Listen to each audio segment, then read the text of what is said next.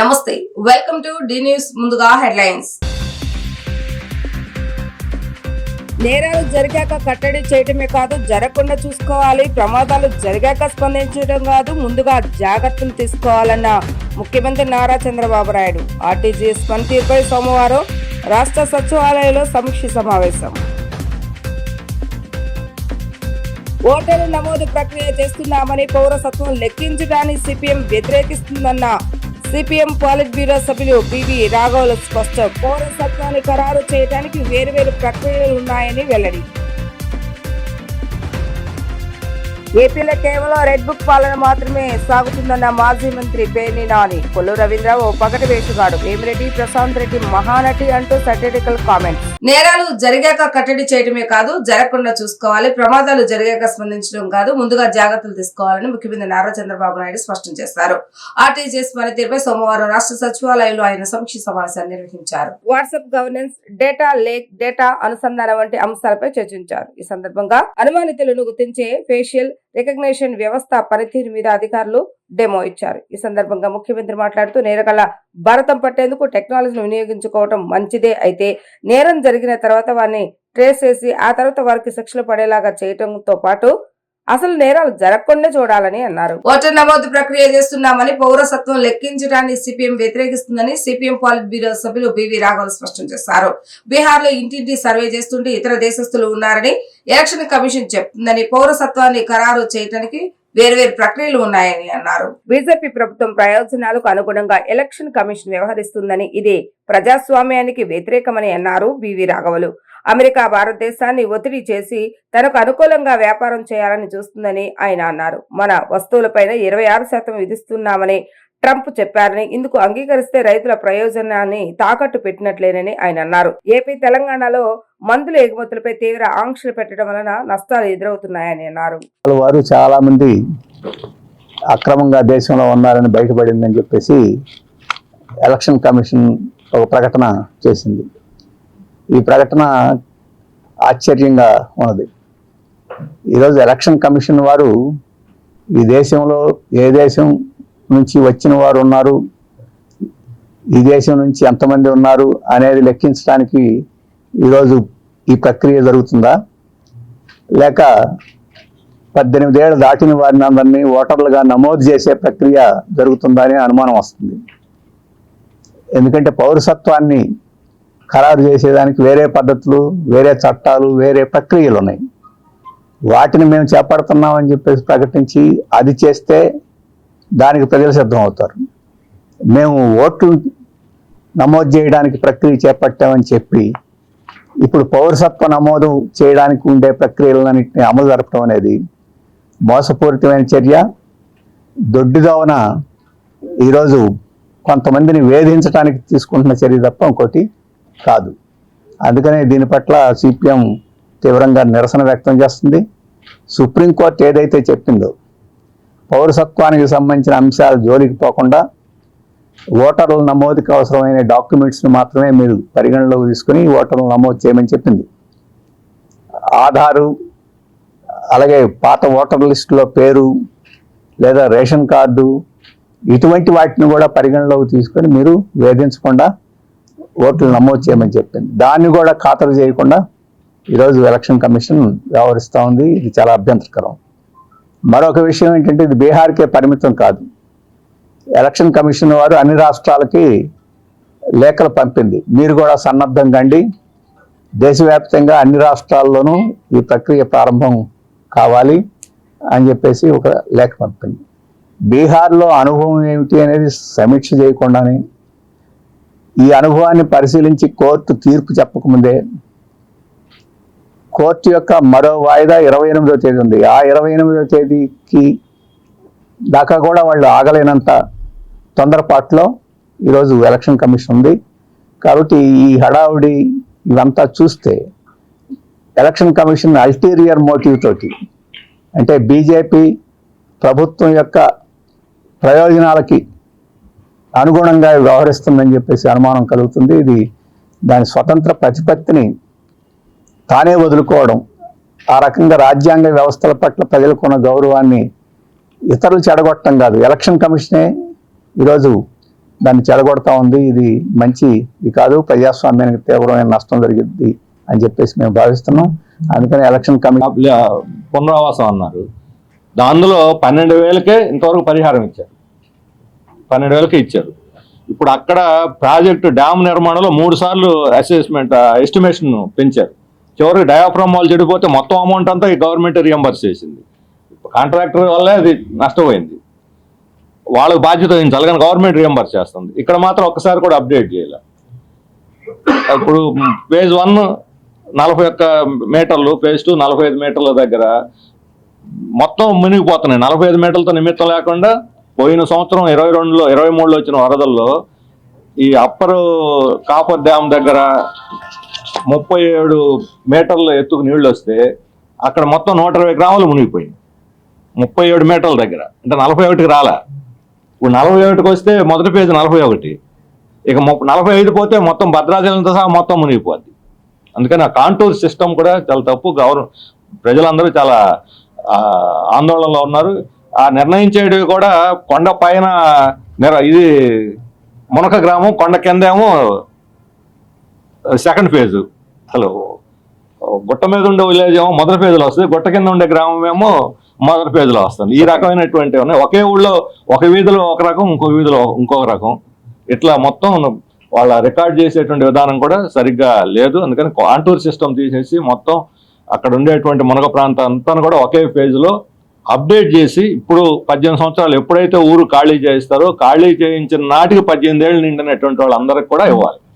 అట్లాగే అక్కడ పెద్ద ఇదేంటంటే పోలవరం, మన ఏలూరు జిల్లాలో జీలుగుమిల్లి, జంగారెడ్డిగూడెం ఆ ప్రాంతంలో ఎమ్మెల్యే, జనసేన ఎమ్మెల్యే అక్కడ ఇంతకుముందు సేకరించిన భూముల్ని ఎవరికి తెలియకుండా అధికారులు, కలెక్టర్ నాకు లేదంటాడు, ఎమ్మెల్యే నాకు సంబంధం లేదంటాడు, కానీ లీజులకి ఇచ్చేశారు. దాన్ని మాత్రం కేటాయించకుండా సేకరించిన భూమిని 1000 ఎకరాలు ఇంకొక 5,000 ఎకరాలు వేరే సేకరిస్తా ఉన్నారు. అవన్నీ కూడా గిరిజనుల భూముల్ని, ఎల్టీఆర్ భూముల్ని సేకరిస్తున్నారు. అంటే గిరిజనుల హక్కులు వాళ్ళు సాగు చేసుకున్న భూముల్ని సేకరిస్తున్నారు. గిరిజనేతర భూస్వాములు మాత్రం టచ్ చేయటం లేదు. అప్పుడు ఒక మాఫియా ఈ దీని పేరుతోటి, నిర్వాసితుల పేరుతో భూమాఫియా అధికార పక్షం యొక్క మద్దతు నడుస్తూ ఉంది. అందుకని ఈ సేకరణలో ఉన్నాయి, తప్పులు ఉన్నాయి. కట్టిన క్వార్టర్స్ కూడా లీకేజీలు అవుతున్నాయి, కానీ సౌకర్యాలు లేవు. ఏ క్వార్టర్లోకి వెళ్ళడానికి భయపడుతున్నారు జనం కట్టిన వాటిల్లో. ఇప్పుడు ఏలూరు జిల్లా, ఇప్పుడు జంగారెడ్డిగూడెం దగ్గర ఉన్నటువంటి కుక్కనూరు ఆ మండలాల్లో అవి కూడా మునక ప్రాంతాల్లో కట్టారు. లీకేజీలు అవుతున్నాయి, పోవటానికి భయపడుతున్నారు. అందుకని నిర్వాసితుల సమస్య పట్ల ఈ ప్రభుత్వం సీరియస్గా లేదు, చిత్తశుద్ధితో లేదు. కేవలం డ్యామ్ మీదే శ్రద్ధ పెడుతున్నారు, దానికే నిధులు ఇస్తున్నారు, వీళ్ళని మాత్రం ముంచేస్తున్నారు.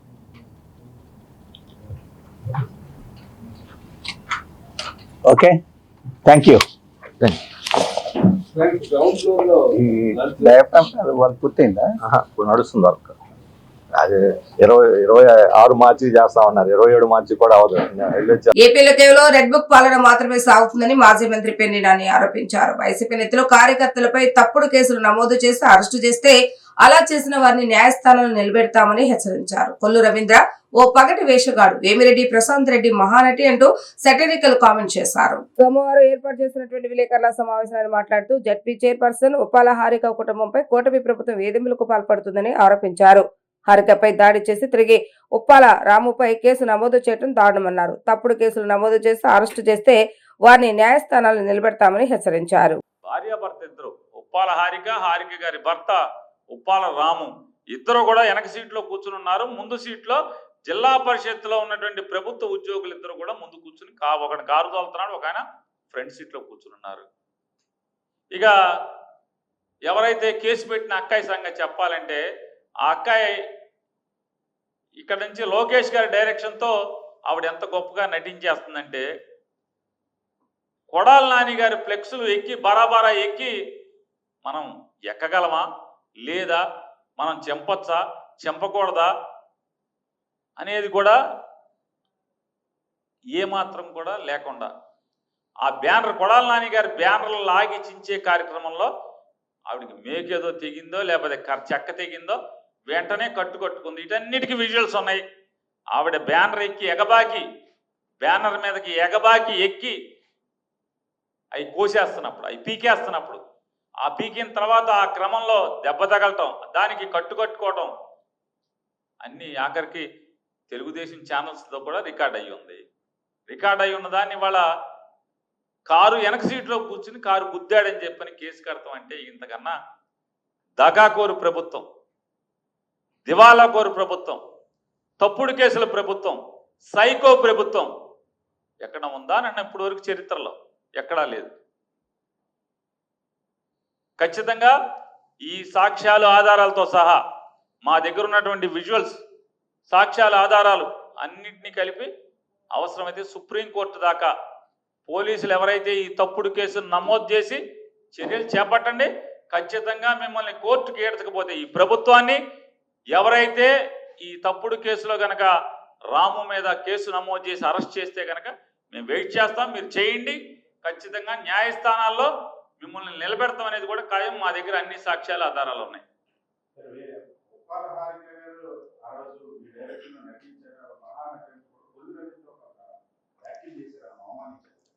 కొల్లు రవీంద్ర గారు ఏమన్నారండి? వేమిరెడ్డి ప్రశాంతి రెడ్డి గారు మహాతల్లి, ఉప్పాల హారిక గారు అంటే అగ్రవర్ణాలకు సంబంధించినటువంటి ఒక రెడ్డి కుటుంబాల్లో ఉన్నటువంటి ఒక జమీందారీ కుటుంబం, అత్యంత సంపదతో కూడినటువంటి సంపన్నురాలైనటువంటి వేమిరెడ్డి ప్రశాంతి రెడ్డి గారు మహాతల్లి. వెనుకబడి కులాలు మరీ ప్రత్యేకించి గౌడ కులంలో జన్మించి చదువుకుని చిన్న వయసులో అగ్రవర్ణాల ఆధిపత్యంలోనే ఇన్నేళ్లు నడుస్తున్నటువంటి కృష్ణా జిల్లా పరిషత్ పీఠం మీద జగన్మోహన్ రెడ్డి గారిచే కూర్చోబెట్టబడినటువంటి ఒక బీసీ మహిళ మహానటి. ఇది ఎవరు మాట్లాడుతున్నారయ్యా అంటే మర్డర్ కేసులో ఇరుక్కుని దొరికిపోయి గత ప్రభుత్వంలో స్కూల్ బ్యాగులోకి గంజాయి ప్యాకెట్లు యథేచ్ఛగా వెళ్లిపోయాయని హోంమంత్రి మంగళపూడి అనిత విమర్శించారు. గతంలో ఏపీ ఓ గంజాయి హబ్ గా ఉండేదని హోంమంత్రి అన్నారు. నాటి నుంచి నేటి వరకు కూడా ఒక యజ్ఞం తరహాలో గంజాయి నిర్మూలనకు పనిచేస్తున్నామని స్పష్టం చేశారు. హోంమంత్రి మీడియాతో మాట్లాడుతూ ఇతర రాష్ట్రాలలో ఎక్కడ గంజాయి దొరికినా దాని మూలాలు ఏపీలో ఉన్నాయని చెప్పేవారని, అయితే గత ఏడాది కాలంగా తాము చేసిన కృషి కారణంగా రాష్ట్రంలో గంజాయిని నియంత్రించగలిగామన్నారు. ఈగల్ అనే పేరును ముఖ్యమంత్రి చంద్రబాబు స్వయంగా ప్రతిపాదించారని చెప్పుకొచ్చారు. ఈగల్ స్థాపించినప్పటి నుంచి రవికృష్ణను డైరెక్టర్ గా చేసి వర్క్ ను ప్రారంభించామన్నారు. వైజాగ్, విజయవాడ, రాజమండ్రిలో 3 ఈగల్ టీంలు పర్యవేక్షిస్తున్నాయని తెలిపారు. ఏజెన్సీ నుంచి వచ్చే రూట్లలో సీసీ కెమెరాలు, చెక్ పోస్టులు ఏర్పాటు చేశామని, ఈ రోజుకు 831 గంజాయి కేసులు నమోదు చేశామని వెల్లడించారు. ఈరోజు ఈగల్కి సంబంధించి కార్యకలాపాలు కానీ, గాంజా నిర్మూలనకి గవర్నమెంట్ ఏం చేస్తుందన్న విషయాలు కానీ ప్రజలకి చెప్పాల్సిన బాధ్యత, అదేవిధంగా ప్రజలకి మోటివేట్ చేయాల్సిన బాధ్యత కూడా ఉంది. కాబట్టి ఈరోజు మీ అందరి ముందుకు రావడం జరిగింది. ఈరోజు పర్టికులర్గా చెప్పాలంటే ఒక గాంజాయి మహమ్మారి నుంచి రాష్ట్రాన్ని రక్షించడానికి గౌరవ ముఖ్యమంత్రి గారు నారా చంద్రబాబు నాయుడు గారు లిటరల్లీ చెప్పాలంటే ఒక యజ్ఞమే చేస్తున్నారు. ఎందుకంటే డే ఫస్ట్ నుంచి కూడా గవర్నమెంట్ ఏర్పడిన దగ్గర నుంచి కూడా ఈ రాష్ట్రం అన్ని వ్యవస్థలు నిర్వీర్యం అయిపోయినాయి. ఈ వ్యవస్థని నిర్వీర్యం అయిపోయిన తర్వాత తిరిగి గాడిలో పెట్టడానికి ప్రత్యేకంగా ఇక్కడ అత్యంత అవరోధమైన గాంజాయిని అరికట్టాలి అని ఒకే ఒక ఉద్దేశంతో నేను హోమ్ మినిస్టర్గా ఛార్జ్ తీసుకున్న తర్వాత నుంచి కూడా గౌరవ ముఖ్యమంత్రి గారు, గౌరవ ఉప ముఖ్యమంత్రి గారు నారా లోకేష్ గారు ఆదేశాల మేరకు డే ఫస్ట్ నుంచి కూడా ఒక టాస్క్ ఫోర్స్ని ఏర్పాటు చేయాలి. టాస్క్ ఫోర్స్ ఏర్పాటు చేయడం ద్వారా కొంత గాంజాయి విషయంలో చాలా ఎక్కువగా మనం దృష్టి పెట్టి దాన్ని నివారించే కార్యక్రమాలు చేయాలి అని చెప్పి ఆ రోజు ఆలోచన చేసుకొని ఆ రోజు నుంచి ఈ రోజు వరకు కూడా ఎక్కడా కూడా శక్తి వంచన లేకుండా, పర్టికులర్గా ఈ వర్డ్ ఎందుకు ఉపయోగిస్తున్నానంటే శక్తి వంచన లేకుండా పని చేసాం కాబట్టి ఈ రోజుకి గాంజా విషయంలో మేము రిజల్ట్, ఆ ఫలితాన్ని కూడా మేము అందుకోగలుగుతున్నాం, మీ అందరికీ కూడా అందించగలుగుతున్నాం. ఎందుకంటే ఒకనొక సందర్భంలో ఆంధ్రప్రదేశ్ అనేసరికి గాంజా హబ్ అని లేకపోతే డ్రగ్స్ హబ్ అని మాట్లాడుకునే సందర్భం. అదేవిధంగా ఎక్కడైనా గాంజా దొరికింది, డ్రగ్స్ దొరికినాయి అంటే పక్క రాష్ట్రాల్లో ఉన్న డీజీపీలు కూడా ప్రెస్ మీట్లు పెట్టి ఇదంతా కూడా హారిజన్ ఆంధ్రప్రదేశ్ నుంచే వస్తుంది, గాంజా అంటే ఆంధ్రప్రదేశ్ ఉత్తరాంధ్ర నుంచి ఎక్కువగా వస్తుంది అని చెప్పుకునే పరిస్థితి నుంచి ఈరోజు ఏదైతే ఏజెన్సీ ప్రాంతం అరకు, పాడేరు అటువంటి ప్రాంతాలు గంజా హబ్గా మారాయి అనుకున్న పరిస్థితి నుంచి ఈరోజు తిరిగి కాఫీ బ్రాండ్గా ఈరోజు తీర్చిదిద్దగలిగే పరిస్థితి తీసుకొచ్చామంటే ఈరోజు అరకు అంటే ఒక కాఫీ గుర్తొచ్చే విధంగా తయారు చేసుకున్నాం. P4 కార్యక్రమంలో బంగారు కుటుంబం పథకం ద్వారా పేద కుటుంబాలను గుర్తించి వారు ఆర్థికంగా స్థిరపడే విధంగా కుటుంబాలకు సహకారం అందజేసేందుకు కృషి చేస్తున్నామని ప్రభుత్వ విప్ ఎమ్మెల్యే బొండా ఉమామహేశ్వర అన్నారు. గత ప్రభుత్వ హయాంలో వివిధ ఆంక్షలు పెట్టి రోడ్లు పక్కన చిరు వ్యాపారం చేసుకుంటూ జీవనం సాగిస్తున్నటువంటి వారందరూ ఆ ప్రభుత్వ దహన కాండకు ప్రతి ఒక్కరూ ఆర్థికంగా చిన్నభిన్నమయ్యారని ఆయన ధ్వజమెత్తారు. తోపుడు బండ్లపై వ్యాపారం చేస్తున్నటువంటి వారికి విజయవాడ సెంట్రల్ నియోజకవర్గ శాసనసభ్యులు ప్రభుత్వ విప్ బోండా ఉమామహేశ్వరరావు సొంత నిధులతో 36 తోపుడు బండ్లను మధురానగర్, కండ్రిక, గాంధీనగర్, దేవీనగర్ తదితర ప్రాంతాలలో రోడ్ల పక్కన చిరు వ్యాపారం చేసుకుంటున్న పేదలందరికీ ఉచితంగా తోపుడు బండ్లను అందజేశారు. ఈ సందర్భంగా బోండా ఉమా మాట్లాడుతూ నియోజకవర్గంలో పేదలందరికీ వారు ఆర్థికంగా నిలబడేందుకు పూర్తి సహకారం అందిస్తామని, అనేక సంవత్సరాల నుండి నిరుపేదలుగా ఉంటూ వివిధ వీధులలో తోపుడు బండ్లు పెట్టుకుని వ్యాపారాలు చేస్తూ జీవనం సాగిస్తున్నటువంటి వారి అందరికీ ఈ రోజు తన సొంత నిధులతో P4 పథకం ద్వారా తోపుడు బండ్లను అందించడం జరిగిందని తెలియజేశారు. సెంట్రల్ నియోజకవర్గంలో చిరు వ్యాపారులకి అండగా ప్రభుత్వం నిరంతరం పనిచేస్తూ ఉంది. అలాగే శాసనసభ్యుడిగా నిరంతరం కూడా వాళ్ళకి అన్ని రకాల అభివృద్ధి కోసం అండగా ఉంటా ఉన్నాం. ఇవాళ ప్రభుత్వ పరంగా స్ట్రీట్ వెండర్స్కి లైసెన్సులు ఇస్తున్నాం. లైసెన్సులో మున్సిపల్ కార్పొరేషన్ నుంచి వాళ్ళ గుర్తింపు కార్డు ఇచ్చిన తర్వాత ఆ కార్డు తీసుకొని ఆధార్ కార్డు అలాగే రేషన్ కార్డు తీసుకుని వెళ్తే బ్యాంకుల్లో 10,000 రూపాయలు ఎటువంటి పూచీకత్తుల్లో హామీ లేకుండా లోన్ ఇస్తారు. ఆ 10,000 రూపాయలు కనుక మళ్ళీ తిరిగి ప్రాంప్ట్గా కనుక చెల్లిస్తే 50,000 వరకు రుణాలు ఇవ్వటం. అంటే ఇవాళ బయట అధిక వడ్డీలకు తీసుకోకుండా చిరు వ్యాపారులు దోపిడీ గురి కాకుండా మరి బళ్ళ మీద పెట్టుకుని అమ్ముకునే వాళ్ళందరికీ కూడా ప్రభుత్వ పరంగా అన్ని చర్యలు తీసుకుంటా ఉన్నాం. ఎవరైనా లోన్లు ఎక్కడన్నా మీకు ఇబ్బంది వస్తే మా ఎమ్మెల్యే కార్యాలయంకి వస్తే దగ్గరుండి వాళ్ళకి లోన్ ఇప్పించే కార్యక్రమం చేసి పెడతాం. అట్లాగే ప్రభుత్వ పరంగా కూడా సబ్సిడీలు చిరు వ్యాపారులకి లోన్లు కానీ అన్నీ కూడా సబ్సిడీ రుణాలు కూడా పెట్టబోతూ ఉన్నాం. ఇదే కాకుండా ఇవాళ ఏదైతే డోర్ టు డోర్ పాదయాత్ర చేసినప్పుడు మా దగ్గరకు వచ్చి మా వ్యాపారం బళ్ళు పోయినాయి, బళ్ళు పాడైపోయినాయి, మన వరదల్లో దెబ్బతిన్నాయి, ఆర్థికంగా బళ్ళు కొనుక్కోలేని స్థితిలో ఉన్నామంటే మరి వాళ్ళందరికీ కూడా ఉచితంగానే బళ్ళు ఈరోజు ఇవ్వటం జరుగుతూ ఉంది. ఎన్ని అప్లికేషన్లు వచ్చినా నోట్ చేసుకొని ఆ అప్లికేషన్లు మా డివిజన్ పార్టీ నాయకులు ధృవీకరించిన తర్వాత వాళ్ళందరికీ సహాయం చేయటం. ఇవాళ 64వ డివిజన్ రవికుమార్ కానీ మిగిలినటువంటి డివిజన్ నాయకులు కానీ నిరంతరం కూడా ప్రజలకి అండగా ఉంటూ సహాయం చేయడంలో ముందుకెళ్తా ఉన్నాం. కేంద్రంలో బీజేపీ అధికారంలోకి వచ్చిన తర్వాత తీసుకొచ్చిన నేషనల్ ఎడ్యుకేషన్ పాలసీ విద్యారంగంలో సమస్యలు సృష్టిస్తుందని All India Student Federation general secretary Dinesh Srirangaraju ఆరోపించారు. ఆంధ్రప్రదేశ్ లోనూ ఇదే విధంగా జరుగుతుందని అన్నారు. విద్యార్థులకు స్కాలర్షిప్ పెండింగ్ లో ఉన్నాయని 6,400 కోట్ల రూపాయలు ప్రభుత్వం బకాయిలు పెట్టిందన్నారు. పేద మధ్యతరగతి తల్లిదండ్రులు విద్యార్థులు అన్ని విధాలుగా ఇబ్బందులు పడుతున్నారని చెప్పారు. ఫీజు రింబర్స్మెంట్ నిధులు విడుదల చేయాలని కోరుతూ భవిష్యత్తులో ఏఎస్ఎఫ్ చేపట్టే కార్యక్రమాలు తమ వంతుగా ఉంటుందని తెలిపారు. ఆంధ్రప్రదేశ్ లో గవర్నమెంట్ మెడికల్ కాలేజీలను ప్రైవేట్ పరం చేయాలనుకోవడం సరికాదన్నారు.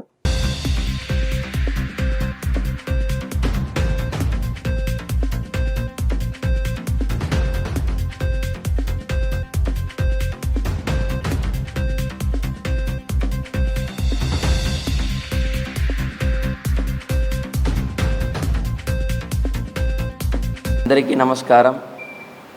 Good morning friends. All India Student federation we held 2 days national council in Hyderabad, July 12 and 13. In that national council we discussed about various educational issues, particularly national education policy 2020. We all know after this Modi-led BJP government came to power, they vigorously implementing the national education policy throughout the country. Right now, after implementing, we are witnessing various issues in the universities. Particularly professors, they called us, they explained, because they are in the position to draft the curriculum for the universities. In that curriculum, they are cutting down almost 30% of the syllabuses every year, and they compelled to change the formal educational into online educational. That is the biggest problem in national education policy, and particularly in Andhra Pradesh, our All India Student Federation statewide, July 11, we had a big protest before the collectorate office in all districts. We demand fee reimbursement for the students. Almost 6,400 crore rupees still pending. The amount not released by the government because Geo 77, they said those who are get the admission in the private and aided colleges for the post-graduation seats, they are not eligible for the reimbursement and scholarship. So continuously our AISF, we are fighting to abolish the Geo 77, and our comrade State Secretary Nazar, he told me in the evening, very next day, after July 11 AISF statewide protest, government ready to release 600 crore immediately. This is not officially came, but Secretariat media channels. నా పేరు బందెల నాసర్జీ, AISF రాష్ట్ర ప్రధాన కార్యదర్శి. రాష్ట్ర వ్యాప్తంగా పెండింగ్లో ఉన్న fee reimbursement scholarship బకాయిల్ని ఏదైతే 6,400 కోట్ల రూపాయలు ఉన్నాయో వాటిని విడుదల చేయాలని చెప్పని ఆల్ ఇండియా స్టూడెంట్ ఫెడరేషన్గా జూలై 4 నుంచి 10 వరకు రాష్ట్ర వ్యాప్తంగా ఆందోళన కార్యక్రమాలు, అదేవిధంగా జూలై 11వ తేదీన రాష్ట్ర వ్యాప్తంగా 26 జిల్లాల్లో కలెక్టరేట్ల ఎదుట పెద్ద ఎత్తున విద్యార్థులతో కూటమి ప్రభుత్వానికి వ్యతిరేకంగా నిరసన చేపట్టడం జరిగింది. ప్రధానంగా ఈ రాష్ట్ర విద్యాశాఖ మంత్రి నారా లోకేష్ గారు తాను యువగలం పాదయాత్రలో అనేక హామీలు ఇచ్చి విద్యార్థులకి వారి తల్లిదండ్రులతో ఓట్లు వేయించుకొని అధికారంలోకి వచ్చిన తర్వాత విద్యార్థుల్ని పూర్తిగా మోసం చేస్తూ ఉన్నారు. ఈరోజు మేము స్పష్టంగా తెలియజేస్తా ఉన్నాం ఏఐఎస్ఎఫ్గా నారా లోకేష్ గారికి. నారా లోకేష్ గారు, ఏఐఎస్ఎఫ్గా మేము విద్యార్థుల పక్షాన మీ తండ్రిగా హెరిటేజ్ కంపెనీలో వాటా అడగడం లేదు. మేము అడుగుతుంది మీరు చెప్పినటువంటి ఫీజు రియంబర్స్మెంట్ స్కాలర్షిప్ బకాయిల విడుదల కొరకే అడుగుతూ ఉన్నాం. అదేవిధంగా మేము అధికారంలోకి వచ్చిన వెంటనే 100 రోజుల్లో జీవో నెంబర్ 77 రద్దు చేస్తాం. రాష్ట్ర వ్యాప్తంగా ప్రైవేట్ పీజీ కళాశాలల్లో, ఎయిడెడ్ పీజీ కళాశాలల్లో సీట్లు పొంది చదివే విద్యార్థులకి రియంబర్స్మెంట్ స్కాలర్షిప్ ఇచ్చే పూచి ఈ నారా లోకేష్ అని చెప్పారు. అధికారంలోకి వచ్చారు కానీ మోసం చేస్తూ ఉన్నారు. రాష్ట్రంలో జీవో నెంబర్ 107, 108 రద్దు చేస్తాం. పూర్తిగా 17 మెడికల్ కళాశాలల్ని ప్రైవేటీకరణం చేయము, ప్రభుత్వ రంగ సంస్థ కొనసాగిస్తామని చెప్పారు. కానీ అధికారంలోకి వచ్చిన తర్వాత నిర్మాణం ఉన్నటువంటి మెడికల్ కళాశాల భవనాల నిర్మాణం ఆపేస్తూ ఉన్నారు. పూర్తిగా పులివెందుల్లో మెడికల్ కళాశాల ప్రారంభం అయ్యే సందర్భంలో కూడా విద్యార్థులను మోసం చేస్తూ ఉన్నారు. నారా లోకేష్ గారి వల్ల ఈ రాష్ట్రంలో నీట్ రాసి సీట్లు పొందిన విద్యార్థులకి రాష్ట్రంలో ర్యాంకులు వచ్చినా కూడా సీట్లు లేక పూర్తిగా రోడ్ల మీద తిరుగుతూ ఉన్నారు. దాదాపు ఈ సంవత్సరం 750 మంది విద్యార్థులు ఎంబీబీఎస్ విద్య దూరమయ్యే పరిస్థితి. కాబట్టి నారా లోకేష్ అడుగుతూ ఉన్నాం, ఒక్క సంతకం పెట్టడానికి ఎందుకు ఇంత సంతోషిస్తున్నారని చెప్పని ఏఐఎస్ఎఫ్గా ప్రశ్నిస్తూ ఉన్నాం. కాబట్టి ఒకే ఒక వారం రోజుల్లో ఏఐఎస్ఎఫ్గా చలో విజయవాడ కూడా పిలుపునివ్వబోతూ ఉన్నాం. పెద్ద ఎత్తున ఏఐఎస్ఎఫ్ ఉద్యమాన్ని ఈ కూటమి ప్రభుత్వం చవిచూడడానికి సిద్ధంగా ఉన్నామని చెప్పని హెచ్చరిస్తూ ఉన్నాం. ఏపీ ఫైబర్ నెట్ ను మళ్లీ గాలిలో పెట్టేందుకు అవసరమైన తక్షణ చర్యలు చేపట్టాలని ముఖ్యమంత్రి నారా చంద్రబాబు నాయుడు అధికారులను ఆదేశించారు. సంస్థ కోసం ఏడాదిలో 200 కోట్లు ఇచ్చి నిలబెట్టే ప్రయత్నం చేస్తున్నందున కనెక్షన్లు పెంచుకునేందుకు కొత్త విధానాలు అమలు చేయాలని దిశానిర్దేశం చేశారు.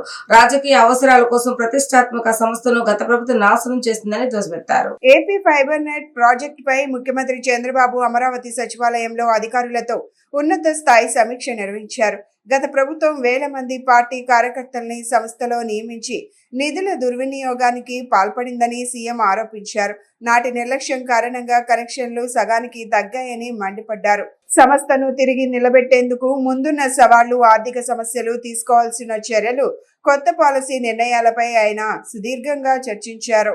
2019 నాటికి 8.70 లక్షల కనెక్షన్లు 4.50 లక్షలకు పడిపోవడానికి గత ప్రభుత్వ విధానాలే కారణమని దుయ్యబట్టారు. తెలుగుదేశం ప్రభుత్వ హయాంలో కేవలం 130 మంది ఉద్యోగులతో సంస్థను అద్భుతంగా నడిపి 8.70 లక్షల కనెక్షన్లకు పైగా ఇచ్చామని గుర్తు చేశారు. నాటి తప్పులను సరిదిద్దుతూ భవిష్యత్తు అవసరాలకు అనుగుణంగా ఏపీ ఫైబర్ నెట్ ను తీర్చిదిద్దాలని సూచించారు.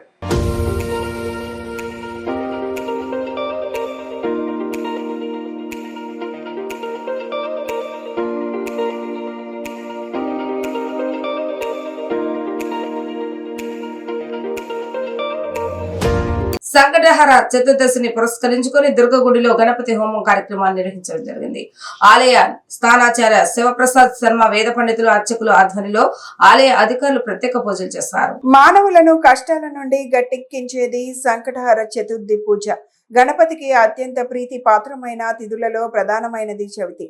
సంకటహర చతుర్థి పూజ ఆచరించడం వల్ల జాతకంలోని సమస్యలు తొలగి అన్ని పనుల్లో సంకటములన్నీ తొలగి సఫలత చేకూరుతుందని పురాణోక్తి. ఆది పరాశక్తి జగన్మాత శ్రీ దుర్గమ్మ వారి సన్నిధిలో వేంచేసి ఉన్న విఘ్నాధిపతి అయిన గణపతిని సంకటహర చతుర్థి సందర్భంగా సోమవారం ఉదయం భక్తి శ్రద్ధలతో ప్రత్యేక పూజ హోమాలను మంత్ర పూర్వకంగా అర్చక స్వాములు జపించారు.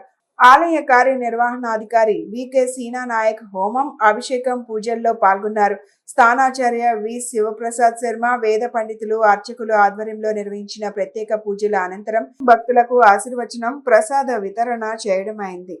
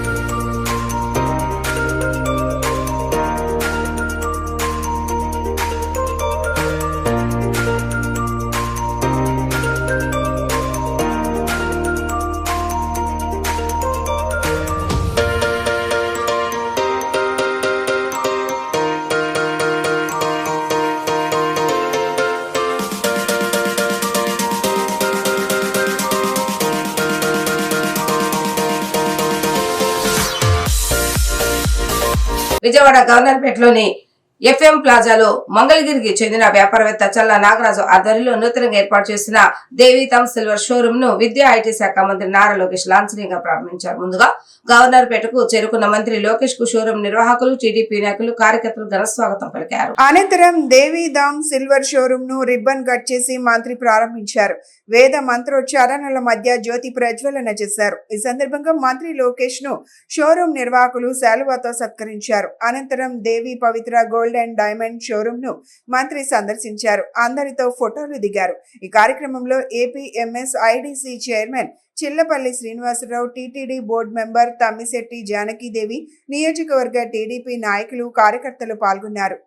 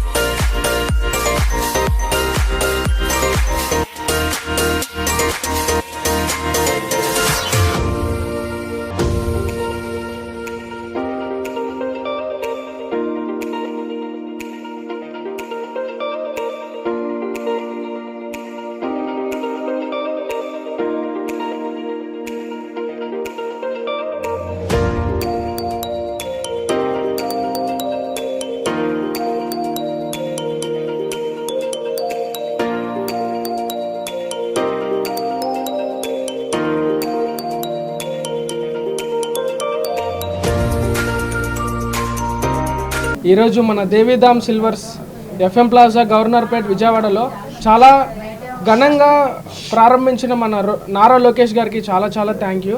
జనరల్గా నారా లోకేష్ గారు అంటే ఎక్కడికి మీరు ఎక్కడ చూసుంటారో షోరూమ్ ఓపెనింగ్స్ కానీ ఎక్కడన్నా సరే, బట్ ఇప్పుడు మన దేవిధామ్ సిల్వర్స్కి వచ్చారు అంటే అదేవిధంగా మన దేవిధామ్ సిల్వర్స్లో కూడా ఆ నాణ్యతను ఆ నైపుణ్యాన్ని మేము మెయింటైన్ చేస్తాము. తరతరాల నైపుణ్యానికి రూపం అంటూ దేవిధామ్ సిల్వర్స్ని మేము లాంచ్ చేశాము నారా లోకేష్ గారి చేతుల మీదుగా. ఈ ప్రారంభోత్సవానికి సహకరించిన అందరికీ మా ధన్యవాదాలు. అలాగే ఈ లాంచ్ ఆఫర్ మీదుగా మెగా లాంచ్ ఆఫర్ అనేది మేము ఒకటి లాంచ్ చేశాము. ప్రతి 50,000 రూపాయల సిల్వర్ కొనుగోలుపై ఒక గోల్డ్ కాయిన్ అయితే మేము ఫ్రీగా ఇస్తున్నాము.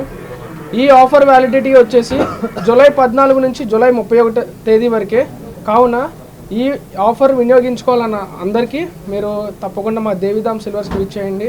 అలాగే మేము ఓన్లీ 92.5 అలాగే 80.5 హాల్మార్క్ ఆర్టికల్స్ మాత్రమే ప్రొవైడ్ చేస్తాము. అట్ ద సేమ్ టైం మా షోరూంలో కూడా మేము అదే అమ్ముతాము, ఓన్లీ హాల్మార్క్ ఐటమ్స్ మాత్రమే. ఎందుకంటే ఈ రోజుల్లో ఎవరు నాణ్యతను అనేది మెయింటైన్ చేయట్లేదండి, ఎవరు ఆ ట్రస్ట్ అనేది ఇవ్వట్లా. బట్ మన దేవిధామ్ సిల్వర్స్ అనేది ఆ ట్రస్ట్ ఇస్తుంది. ఇవాళ నారా లోకేష్ గారు ఈ దేవిధామ్ సిల్వర్ షాప్ ఓపెనింగ్కి రావటం చాలా ఆనందంగా ఉంది. ఆయన మా దేవిధామ్ సిల్వర్ ఓపెన్ చేయడానికి చాలా చాలా సంతోషంగా ఉంది. నేను ఎప్పుడైతే అన్ని సిల్వర్ కొనటం ప్రారంభించాను, నేను ఎప్పటి నుంచో కాదు, ఇప్పుడు దాదాపు 28 ఇయర్స్ నుంచి ఈ వ్యాపారం చేస్తున్నాను. ఇంతకుముందు గోల్డ్ చేసేవన్నీ బాగా, గోల్డ్ నుంచి సిల్వర్ చాలామంది అడుగుతున్నారని చెప్పేసి, నాణ్యత ఉండలేదని చెప్పేసి చాలామంది అడుగుతుంటే ఇప్పుడు దేవిధామ్ సిల్వర్లో 92.5 హాల్మార్క్ వేసి ఇవ్వటం అనేది జరుగుతుంది. అది మళ్ళీ రిటర్న్ తీసుకొచ్చేటప్పుడు కూడా కంపల్సరీగా ఆ 92.5 మీదే మేము తీసుకోవడం జరుగుతుంది. కరగాల్సిన అవసరం కూడా లేదు మా దగ్గర. అలా పళ్ళెని తీసుకొచ్చి కానీ ఏ ఐటమ్ కానీ తీసుకొచ్చి మాకు ఇస్తే మేము ఏదైతే టచ్ చెప్పామో ఆ టచ్ మీద తీసేసుకుంటాము. చాలా చాలా సంతోషంగా ఉంది వాళ్ళ నారా లోకేష్ గారు రావటం. ధన్యవాదాలు. జనాభా దామాషా ప్రకారం బీసీలకు రాజకీయ పదవులను కల్పించాలని బీసీ నాయకులు కొలనుకొండ శివాజీ కేంద్ర రాష్ట్ర ప్రభుత్వాలను డిమాండ్ చేశారు. రాబోయే స్థానిక సంస్థల ఎన్నికల్లో బీసీలకు 42% రిజర్వేషన్ కల్పించేలా ముఖ్యమంత్రి నారా చంద్రబాబు నాయుడు కేబినెట్ లో చర్చించాలని కోరారు. విజయవాడ తుమ్మలపల్లి కళాక్షేత్రం వద్ద మహాత్మా జ్యోతిరావు పులే విగ్రహం వద్ద ప్రముఖ రచయిత జల్లూరి గౌరీశంకర్ రచించిన బహుజన గణమన పుస్తక ఆవిష్కరణ కార్యక్రమం జరిగింది. బీసీ నాయకులు కొలనుకొండ శివాజీ అధ్యక్షతన జరిగిన ఈ కార్యక్రమంలో పలు బీసీ కులాలకు చెందిన వారు, బీసీ ప్రతినిధులు పాల్గొన్నారు. తొలుత జ్యోతిరావు పులే విగ్రహానికి నాయకులు పూలమాలలు వేసి నివాళులు అర్పించారు. అనంతరం కొలనుకొండ శివాజీ మాట్లాడుతూ ప్రముఖ రచయిత జల్లూరి గౌరీశంకర్ బీసీ వాదాన్ని ప్రజల్లోకి బలంగా తీసుకువెళ్తున్నారని అన్నారు. జనాభా తమాషా ప్రకారం బీసీలకు రాజకీయ పదవులు కల్పించాలన్నారు. తెలంగాణ ముఖ్యమంత్రి రేవంత్ రెడ్డి రాబోయే స్థానిక ఎన్నికల్లో బీసీలకు 42% రిజర్వేషన్ కల్పించారని, దానికి చట్టబద్ధత కల్పించారని గుర్తు చేశారు. మన రాష్ట్రంలో కూడా రాబోయే స్థానిక సంస్థల ఎన్నికల్లో 42% రిజర్వేషన్ కల్పించేలా ముఖ్యమంత్రి చంద్రబాబు కేబినెట్ లో చర్చించాలని డిమాండ్ చేశారు. పాలకపక్షం ఎక్కువ శ్రద్ధ వహించట్లేదు.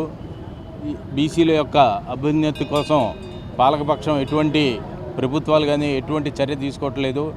ఈ సమయంలో ఈ గౌరీశంకర్ గారు రాసిన జనగణ బహుజనగణమన అన్నది కావ్యం చాలా గొప్పగా ఉంది.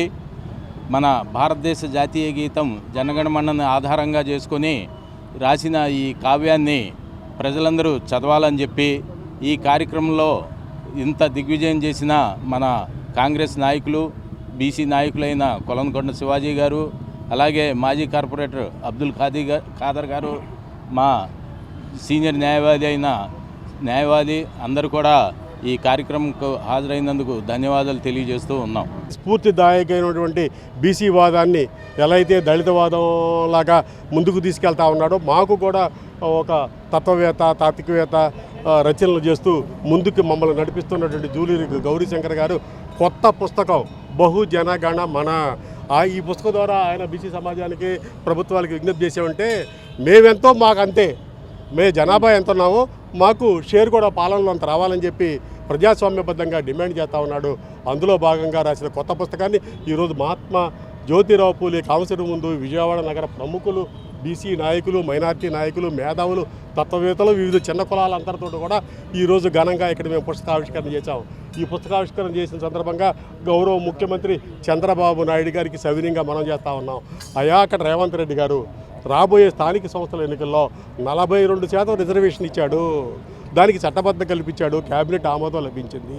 మీరు కూడా రేవంత్ రెడ్డి గారి బాటలో నడిచి రాబోయే స్థానిక సంస్థలలో బీసీల జనాభా మేమెంతో మాకంత నినాదాన్ని బలపరిచే దానికోసం మీరు కూడా 42% ఇవ్వాలని చెప్పి, అందుకు అనుగుణంగా కేబినెట్లో చర్యలు తీసుకోవాలని చెప్పి బీసీ సమాజం, బీసీ నాయకులుగా మేమందరం సవినీయంగా మనవి చేస్తా ఉన్నాము. సాంకేతిక పరిజ్ఞానాన్ని ఉపయోగించి సీసీ కెమెరాల సహాయంతో నిందితులను అతి తక్కువ సమయంలో అరెస్టు చేయడం జరుగుతుందని సెంట్రల్ ఏసీపీ దామోదర్ తెలిపారు. ప్రతి ఒక్కరూ సీసీ కెమెరాలు తమ పరిసరాల్లో అమర్చుకునే విధంగా కృషి చేయాలని సూచించారు. వెటర్నరీ కాలనీలో జరిగిన హత్య కేసును పోలీసులు ఛేదించారు. సెంట్రల్ ఏసీపీ దామోదర్ తెలిపిన వివరాల మేరకు ఖమ్మంకు చెందిన మంగ కేర్ టేకర్ గా పనిచేస్తుంది. తన భర్త ఉపేందర్ సహాయంతో రామారావును హత్య చేసినట్లు వెల్లడించారు. ఇంట్లో ఉన్న బంగారం, నగదు కోసమే హత్య చేసిందని చెప్పారు. సాంకేతిక పరిజ్ఞానంతో నిందితులను అరెస్టు చేశామన్నారు. అనంతరం వారిని రిమాండ్లో తీసుకున్నామన్నారు.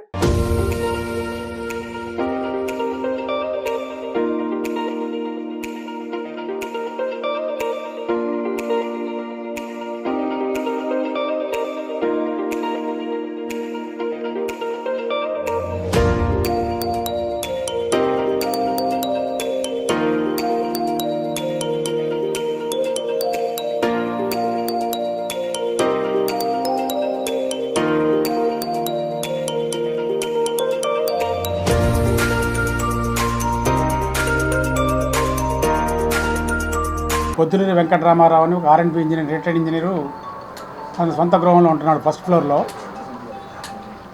ఉన్న తర్వాత అతని కూతురు హైదరాబాద్లో ఉంటూ, చందన అని వాళ్ళ కూతురు హైదరాబాద్లో ఉంటూ, అదేవిధంగా కొడుకు మద్రాసులో సాఫ్ట్వేర్ జాబ్ చేసుకుంటున్నాడు.